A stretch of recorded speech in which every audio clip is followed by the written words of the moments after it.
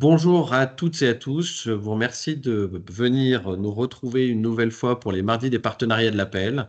Donc aujourd'hui, nous allons avoir le bonheur d'avoir l'Office qui est là pour nous présenter ce qu'ils font et également tout le label Ouverture internationale de l'enseignement catholique pour nous parler un petit peu de ce qu'ils font. Donc comme d'habitude, on va avoir une demi-heure de présentation, dont je crois une petite intervention ou vidéo extérieure, et qui sera suivie de 15 minutes de questions-réponses. Bien évidemment, je vous invite à poser toutes les questions dans le fil et on y répondra pendant ces 15 minutes. Je vous souhaite à tous une bonne visio et je vous dis à tout à l'heure.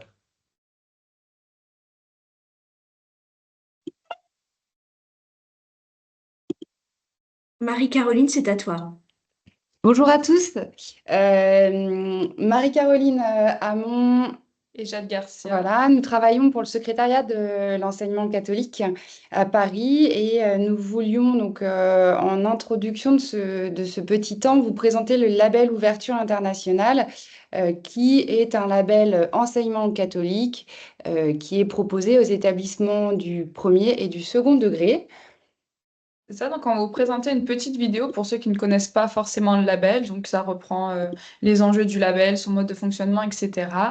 Donc c'est une vidéo qui date un peu, donc de 2021, l'année de lancement du label au niveau national. Mais après, on fera un petit point mise à jour des chiffres. Voilà. C'est parti, normalement. Alors, excusez-moi, ça va venir tout de suite. Ça marchait très bien, mais là, il faut le mettre comme ça. Hop. Écran, fenêtre, inclure le son, label.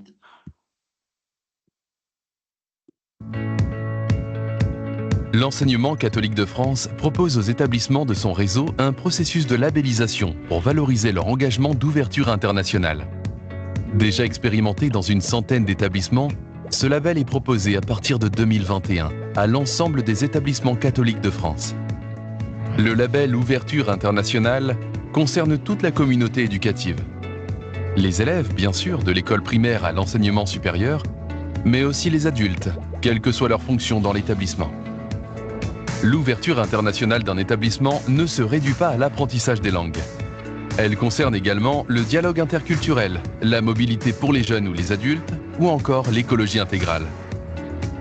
La mission d'éducation qui prend racine dans la salle de classe, comme lieu de transmission des savoirs académiques, peut être enrichie par l'ouverture à l'autre, qu'il soit proche ou lointain. L'ouverture internationale offre la possibilité d'une meilleure compréhension d'autres réalités, d'une nouvelle appréhension du monde, de la rencontre du dialogue interculturel et de la promotion d'une solidarité internationale. Le label Ouverture internationale permet de donner de la cohérence aux initiatives et de les rendre lisibles en interne auprès des élèves et des familles, ainsi qu'en externe auprès des acteurs du territoire. Il permet également de développer de nouveaux projets et partenariats en France et à l'étranger. Il offre enfin la possibilité de rejoindre le réseau national des établissements labellisés en bénéficiant de temps de formation et de mutualisation de pratiques. Concrètement, le label Ouverture internationale se décline en 3 niveaux. Le niveau 1 est la porte d'entrée. Il permet à l'établissement de dresser un état des lieux de ses activités et de se fixer un objectif de progression. Il est accordé pour une durée d'1 an renouvelable une fois. Le niveau 2 est le niveau principal. L'établissement s'engage à répondre à des critères précis comme l'ouverture au monde et aux autres, la formation intégrale de la personne, la formation des jeunes et des adultes par la mobilité et les langues. Le label niveau 2 est accordé pour une durée de 3 ans renouvelable. Le niveau 3 offre la possibilité à l'établissement de faire reconnaître son expertise dans un des domaines de l'ouverture internationale. En entrant dans ce processus de labellisation, un établissement s'inscrit dans une démarche dynamique qui lui permet de progresser dans la dimension internationale.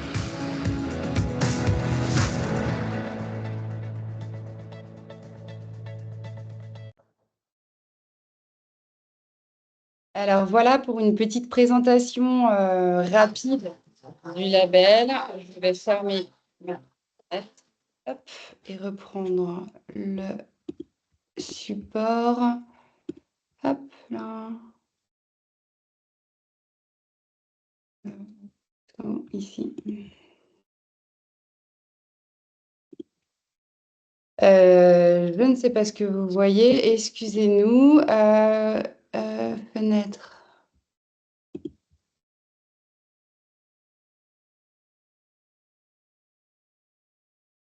Alors, c'est pas grave, on va faire sans. Il y a un bug et c'est toujours pareil, ça marchait très bien avant. Tu et veux que je la normalement- présente? Ouais, je veux bien, s'il te plaît, parce que j'arrive pas à la retrouver sur mon partage. Alors, je l'ai ouverte. Hop, Parce que j'ai fermé en fait sur le. voilà. Merci beaucoup. Parfait, donc on peut passer sur la slide des chiffres. Donc dans la vidéo, on voit qu'il y a une centaine d'établissements, on parle d'une centaine d'établissements. Maintenant, on n'est plus du tout sur ce chiffre-là, puisqu'on a 1300 établissements qui sont engagés dans la démarche. Donc ils sont répartis avec 39% des écoles, ce qui représente environ 500 écoles inscrites dans la démarche. Et pareil pour le collège, 33%, c'est environ 450. Et au niveau du lycée, on est à plus ou moins 400. Ce qui représente un total donc, de 1300 établissements, comme c'est indiqué, et un pourcentage de 18% des établissements du réseau de l'enseignement catholique. Donc, on voit que depuis 2021, ce label a vraiment répondu à une attente au niveau des établissements du réseau. Et on voulait vous présenter un peu, parce que vous voyez, la vidéo est venue succinctement vous expliquer comment ça fonctionne. Vous voyez, il y a 3 niveaux et le niveau de labellisation est le niveau 2. Mais on s'est dit que par rapport à la thématique d'aujourd'hui, qui était un peu la présentation de l'Office et du coup autour de la thématique des voyages scolaires et de la mobilité des élèves, comment on pouvait faire le lien finalement entre le label ouverture internationale et la proposition qui est faite par l'Office et les partenaires référencés par l'Office pour donner du sens au voyage et à la mobilité de nos jeunes. Donc, si on passe sur la slide suivante, Valérie, on va voir que le label se compose de 4 parties. On parle de critères. Donc, vous voyez, le premier critère, c'est comment est-ce qu'un établissement va vivre l'ouverture au monde et aux autres. Là, on va venir vérifier que toute la communauté est impliquée dans cette. Donc, par communauté, on entend parents, on entend OGEC, on entend enseignants, personnel de droit privé. Donc, ça va être comment est-ce que l'établissement va communiquer autour de son envie finalement de se lancer dans cette dynamique d'ouverture internationale. Et vous voyez, on a mis des petites couleurs un peu plus foncées sur le partenariat locaux et internationaux et sur la valorisation de la rencontre, parce qu'on pense qu'en fait, ce label va pouvoir, enfin, ce voyage scolaire et ce label vont rentrer en résonance par rapport à ces 2 points. Comment est-ce que la mobilité d'un élève, comment l'établissement va valoriser la rencontre et du coup encourager la mobilité d'un élève. Donc ça, c'est pour la première partie. Pour la deuxième partie, alors ça, c'est le critère qui est plus tamponné enseignement catholique, puisque là, on va venir travailler sur la formation intégrale de la personne avec 2 points qui sont un peu mis en valeur. C'est l'éducation au dialogue interculturel et interreligieux. Comment est-ce que l'établissement va aider le jeune finalement à le mettre en condition de dialoguer avec des personnes qui seront différentes, va peut-être encourager la rencontre. Et puis, cette formation de citoyenneté européenne aussi, lorsque les mobilités sont faites en Europe. Alors, il y a aussi la citoyenneté internationale, hein, mondiale, qui est travaillée, mais c'est vrai qu'on a un peu focusé aussi sur cette notion de citoyenneté européenne.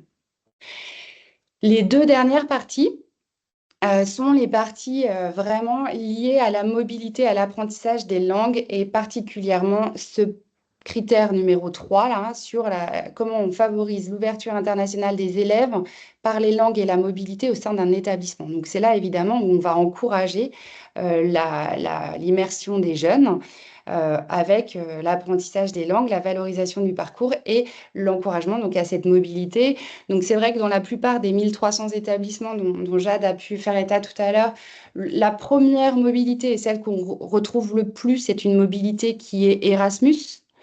Mais on a évidemment des mobilités, des voyages scolaires, enfin des mobilités de jeunes, par exemple, de seconde, qui partent faire une année à l'étranger avec un partenariat d'une association référencée par l'Office ou autre. Et puis, cette partie 4, alors on ne l'a pas souligné pour ce webinaire parce que c'est vraiment spécifique à comment est-ce que l'établissement va favoriser l'ouverture internationale des adultes par le biais des langues et de la mobilité.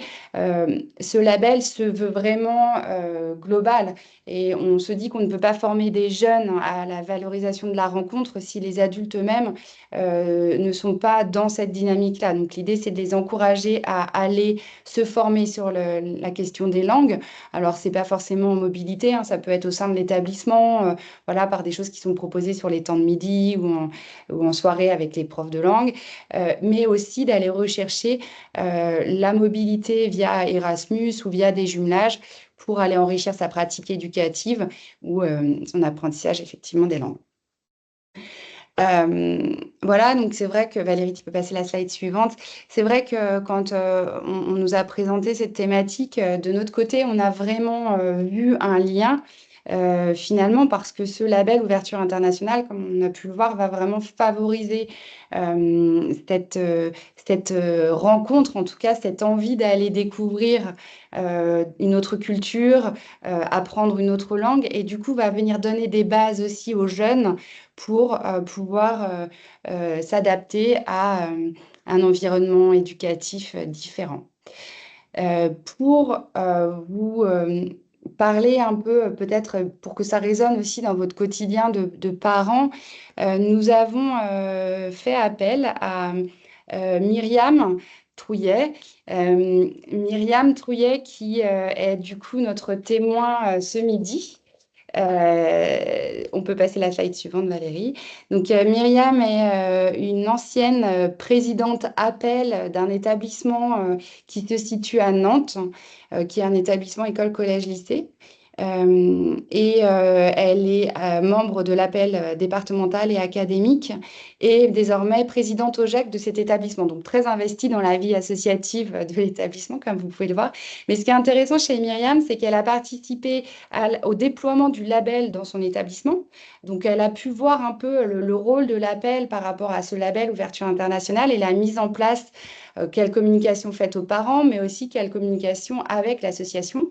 Et puis, son autre intérêt, c'est qu'elle a une enfant qui est partie en voyage aussi.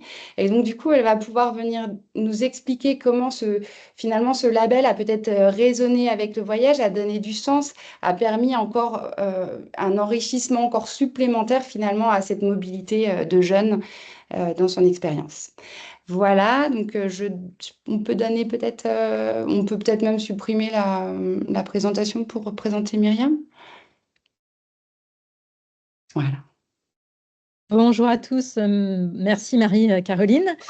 Alors effectivement, en tant que parent d'élève aujourd'hui, j'ai le plaisir de venir apporter un petit peu mon vécu, mon témoignage sur la labellisation d'un établissement scolaire, sur comment j'ai pu le vivre en tant que président d'appel et aussi en tant que maman. Voilà.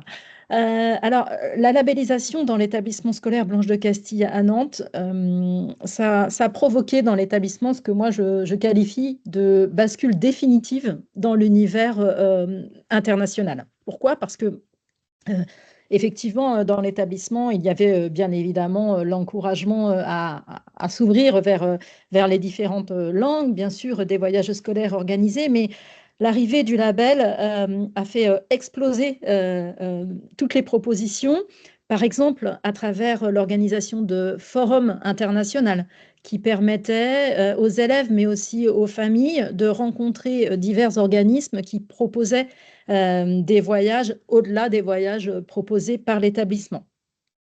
Également, l'arrivée d'élèves étrangers dans l'établissement, alors qui pouvaient être en échange, mais qui pouvaient venir au-delà d'un cadre d'échange et être accueillis dans les familles.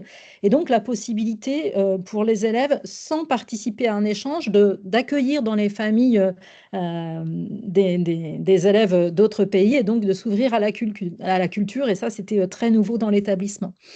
Également des sections développées bien évidemment autour de l'international, du Bachibak, des sections au IB, donc en anglais, et puis également des sections anglophones type section européenne. Ça a permis également d'envoyer des adultes à l'étranger parmi la communauté éducative. Comme l'établissement en fait s'ouvrait avec beaucoup d'étrangers qui arrivaient dans l'établissement, bah, il a fallu un petit peu former les personnels à accueillir ces personnes avec des fonctionnements différents.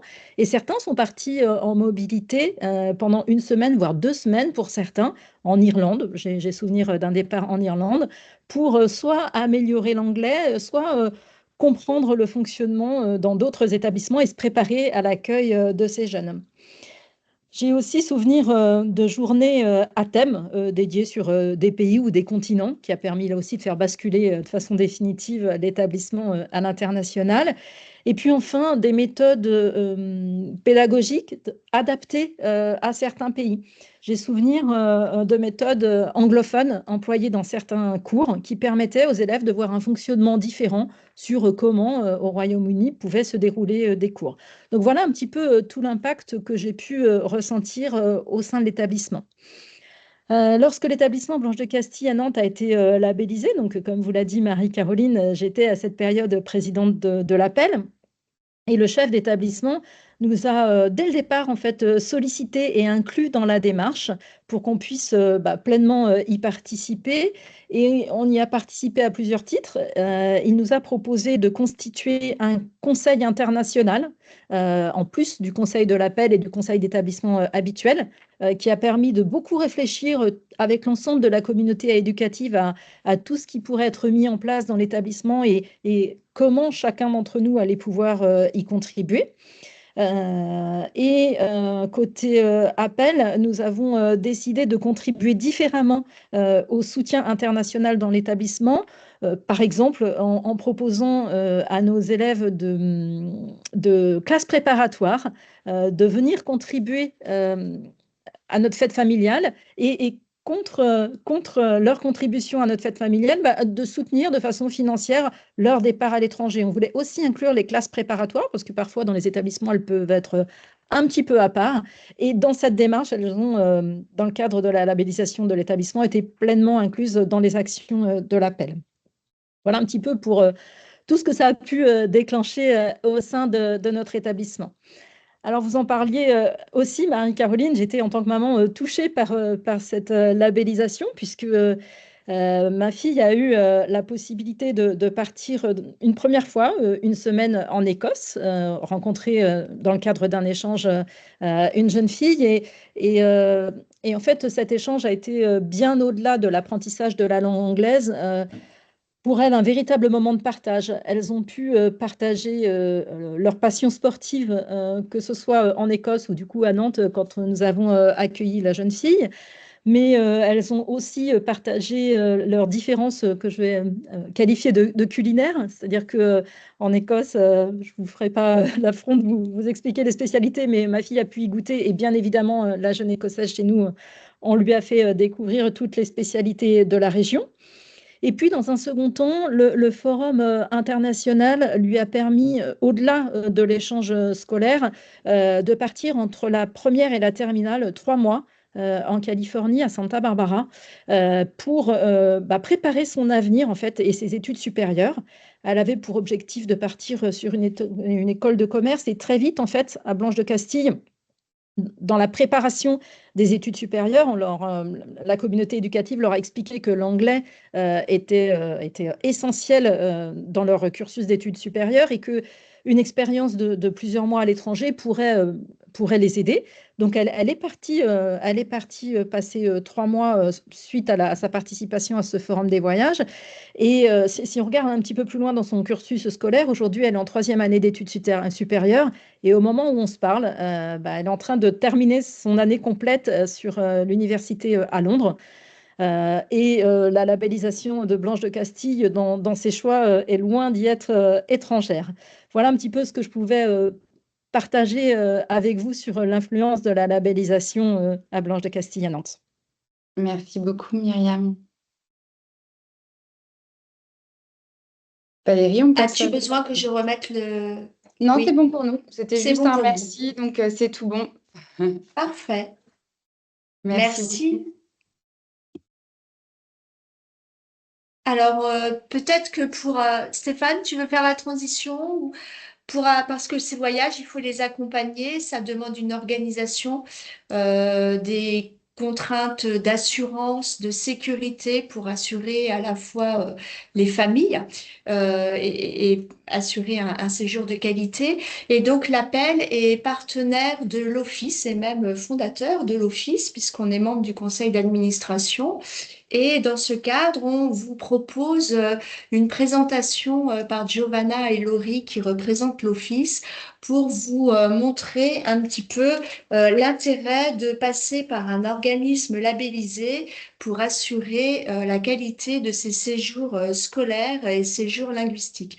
On vous a présenté l'année dernière dans le cadre des séjours linguistiques hors temps scolaire.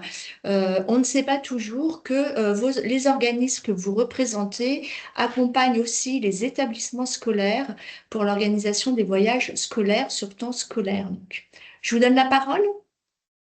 Je vous laisse présenter ou si vous voulez, je fais un partage.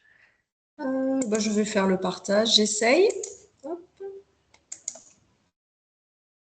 Est-ce que vous voyez notre écran? Ça semble arriver, oui. Ça marche très bien. Super. Allez, c'est parti. Donc, je vous donne la parole et voilà, si on va essayer de respecter le timing parce que nos élus sont en pause déjeuner et on ne voudrait pas qu'ils nous abandonnent en route. Bonjour à toutes et à tous. Je suis Giovanna Minine et je représente aujourd'hui avec Laurie Larcher, qui est donc notre nouvelle déléguée générale de l'Office. Donc, merci pour votre invitation et donc pour l'opportunité que vous nous donnez, voilà, de présenter l'Office et notre label. Je vais donc laisser la parole à Laurie maintenant, qui donc va vous présenter plus en détail l'Office et nos missions.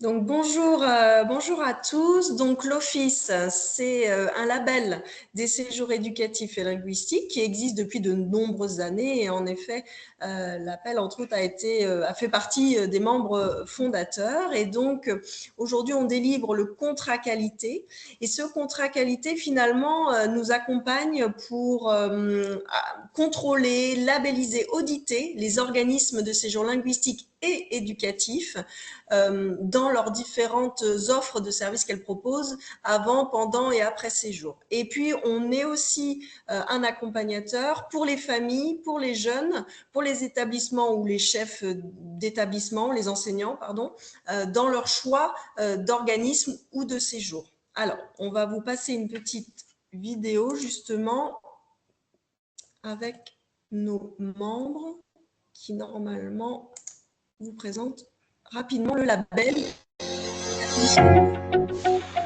Alors pour nous, la labellisation par l'Office a un aspect très important. D'une part, c'est un gage de qualité de notre association.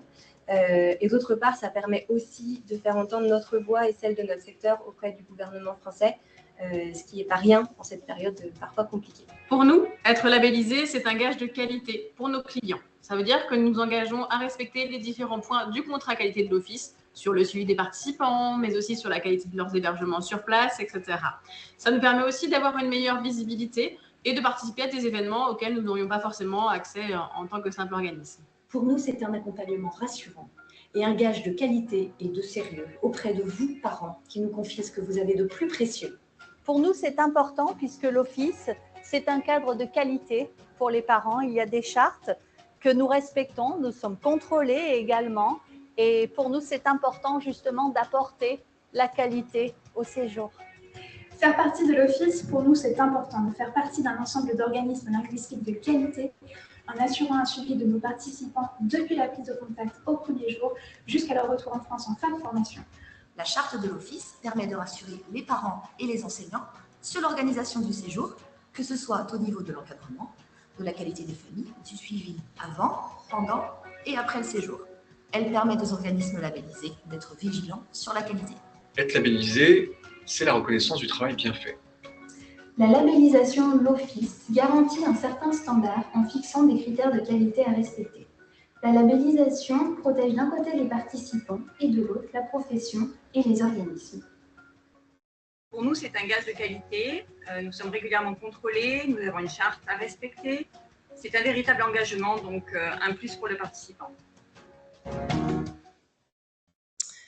Voilà, donc vous avez pu voir un panel de nos membres labellisés. On en a une trentaine aujourd'hui.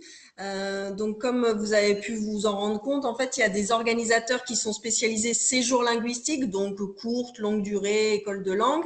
Et aujourd'hui, on va faire un focus plus spécialement sur nos organismes de voyage scolaire éducatif, ou qu'on appelle aussi plus communément VSE, qui sont donc l'objet de notre webinaire aujourd'hui. Donc ici, vous avez voilà, les membres qui sont labellisés et qui sont spécialisés sur les voyages scolaires et éducatifs. Et bien sûr, sur notre site, vous pouvez retrouver la liste complète de tous les membres si besoin.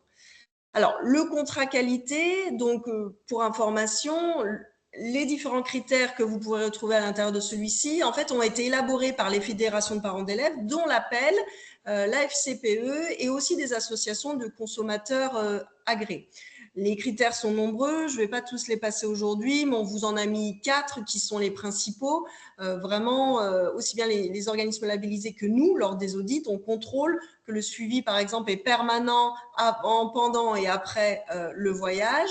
On vérifie aussi que l'encadrement est joignable 24 heures sur 24, 7 jours sur 7.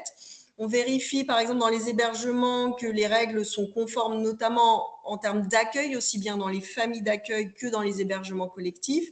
Ou encore sur les transports, on a aussi des critères afin de vérifier que les modes de transport sélectionnés ont une volonté d'être durables et correspondent à une certaine législation. Sachez aussi la spécificité du label Office, c'est que nous avons une commission de conciliation. Ça veut dire que c'est une commission de médiation qui peut être saisie par les participants, par les familles en cas d'insatisfaction. C'est une commission paritaire composée de membres de l'APEL, de la FCPE ou encore des associations de consommateurs ou de professionnels d'organismes de séjour linguistique ou de voyage scolaire éducatif. Et ça, c'est vraiment une spécificité importante à connaître qui évite d'aller dans des démarches plus importantes de médiation du tourisme. En tout cas, on a cette offre de service au sein de l'Office. On a aussi édité un guide spécialisé sur les voyages scolaires que vous pourrez trouver sur notre site ou là en cliquant sur le lien dans la présentation. L'idée, c'est vraiment de vous faire gagner du temps dans l'organisation des voyages scolaires. Donc, c'est à destination des parents d'élèves, c'est à destination des enseignants ou des chefs d'établissement de suivre l'ensemble des étapes, d'avoir des conseils à chacune des étapes. Quand le projet de voyage scolaire éducatif est prêt, vous pouvez aller sur le site de l'Office, il y a un formulaire dédié pour les voyages scolaires éducatifs. Vous rentrez l'ensemble de votre projet et là, il y a un devis qui part à l'ensemble de nos membres spécialisés, labellisés de qualité. Donc, c'est un gain de temps incroyable et c'est important de le faire connaître. Alors à présent, on va donner donc la parole de manière automatique puisque c'est enregistré, donc notre membre Véronique qui partage un de ses projets scolaires avec un établissement. Vous avez tous compris quels sont les atouts de choisir un organisme agréé, l'Office, pour l'organisation de vos voyages scolaires. Nous, organismes, ne sommes pas seulement des voyagistes sérieux aux tarifs compétitifs. Nous jouons aussi, dans bien des cas, le rôle de support logistique, certes, mais nous sommes également, de par notre expertise professionnelle, nos réseaux et parfois même notre engagement dans certains projets d'établissement, les partenaires de l'ombre qui aident les projets à prendre vie. Certains établissements portent de formidables projets. Voici l'un d'eux, pour lequel nous sommes fiers d'avoir contribué depuis son origine. Ce projet s'intitule « Destination inconnue pour les enfants juifs de Saint-Brieuc ». Il s'est étendu sur 4 ans et a concerné directement 200 élèves et indirectement tous les élèves d'un collège de 2020 à 2024, car il a donné lieu à des expositions, des rencontres mémorables et de nombreuses productions. En 1940, la communauté juive de Saint-Brieuc était peu importante. De plus, la ville, se trouvant dans la zone littorale, a été interdite aux populations juives. C'est pourquoi le nombre de victimes briochines de la Shoah est relativement limité. Retracer leur histoire est cependant important, car les enfants n'imaginent pas que cette petite cité bretonne ait pu être touchée par cette horreur et qu'à Saint-Brieuc, comme ailleurs, on est venu arrêter des enfants juifs dans leur école. L'objectif du travail des enseignants était donc de travailler avec les élèves sur les familles juives et en particulier les enfants, mais aussi de proposer à la municipalité de Saint-Brieuc de poser des pavés de mémoire devant leur domicile, à l'instar d'autres villes en France et en Europe. Depuis le départ, nous sommes présents auprès des enseignants pour assurer la logistique de ce parcours de mémoire qui n'a pas été simple. Un premier voyage à Paris a permis, avec le concours des musées de la Shoah, de retrouver les traces des enfants. La pandémie, puis la guerre en Ukraine sont venus contrarier les projets de déplacement en Allemagne et en Pologne. Soit nous avons retravaillé la logistique avec les enseignants et accepté de reporter le projet déjà engagé. Un nouveau déplacement à Paris avec 100 élèves a permis de retrouver de nouvelles traces des enfants briochins au mémorial de Drancy. L'année 2024 a vu l'aboutissement de ce projet de longue haleine. Les élèves sont allés en Pologne, au camp d'Auschwitz, la funeste dernière étape du voyage. Nos collégiens ont ainsi mesuré le destin tragique des familles juives briochines, mais de combien d'autres? En juin 2024, une restitution bouleversante de l'ensemble du parcours et de toutes les productions réalisées par les élèves et les enseignants a été organisée par le collège afin que tous les élèves, tous les parents et tous les partenaires de ce projet interdisciplinaire puissent visualiser le parcours des enfants juifs, mais aussi l'étendue du projet mené à bien par les élèves et les enseignants et identifier les valeurs qu'ils portent. L'histoire ne s'arrête pas là. Nos collégiens ont atteint leur but. La municipalité va faire poser des pavés de mémoire devant les domiciles de chaque famille juive retrouvée. Le projet a été remarqué et plébiscité par de nombreuses instances et par des artistes dont les collégiens ont emprunté les chansons et les textes pour illustrer certains temps forts du parcours. Jean-Jacques Goldman a été le premier à apporter son soutien, mais la consécration ultime a été l'intérêt et la reconnaissance témoignés par Calogero, qui a invité personnellement nos collégiens et leurs enseignants à chanter les chansons Feux d'artifice et Vélo d'hiver à ses côtés en novembre 2025. Un nouveau projet fleurira très certainement bientôt, peut-être plus modeste ou encore plus ambitieux. Nous, organisateurs de voyages scolaires labellisés Office, serons fiers, une fois de plus, d'accompagner de nouveaux enseignants, une autre génération d'enfants pour concrétiser tous ces projets qui viennent nous rappeler l'utilité de notre métier. Vous avez tous compris quels sont les atouts de choisir un organisme. Alors, je vais essayer. Voilà. Donc, voilà l'exemple d'un organisme, d'un itinéraire, en tout cas français et donc étranger, qui a été organisé, et donc un projet interculturel et interreligieux qui a été organisé. Pour finir, pour conclure, voilà, c'est là où on rejoint donc Myriam et Marie-Caroline sur les apports en fait de ces voyages scolaires éducatifs, qui permettent réellement le développement de compétences psychosociales et donc bien évidemment sur le savoir-être, le développement de compétences émotionnelles, sociales, cognitives, et puis la mise en pratique des cours de langue, d'histoire, bien d'autres, comme on a pu le voir, je pense, dans nos deux présentations. Et avec nos deux témoins, l'idée, c'est vraiment de permettre l'ouverture à soi et aux autres. Donc voilà, c'est ce qu'on essaye de faire au mieux à l'Office et avec nos membres. Merci pour votre écoute. Mais merci à toutes les 5 pour ces partages. Moi, ce que j'ai trouvé particulièrement intéressant dans vos témoignages, c'est de voir le lien qu'il peut y avoir justement entre le label international qu'on pousse et qu'on prône dans l'enseignement catholique et le lien qu'il y a avec l'Office, puisque bien évidemment, Myriam nous a montré l'intérêt pour aussi bien l'établissement, l'attrait des établissements, mais aussi le partage qu'il peut y avoir. On l'a vu entre autres dans le dernier témoignage de l'Office par rapport à des aspects et culturels et qui viennent se rajouter, sur lesquels on peut travailler, mais également sur l'accompagnement à l'orientation. Ça, Myriam, tu nous en as bien parlé par rapport à l'expérience de ta fille, et je trouve que c'est intéressant que tous ensemble, aussi bien le secrétariat de l'enseignement catholique que nous-mêmes, parents d'élèves, poussions à promouvoir davantage ces échanges et pouvoir s'appuyer sur un partenaire comme l'Office qui nous permet d'avoir des intervenants de qualité.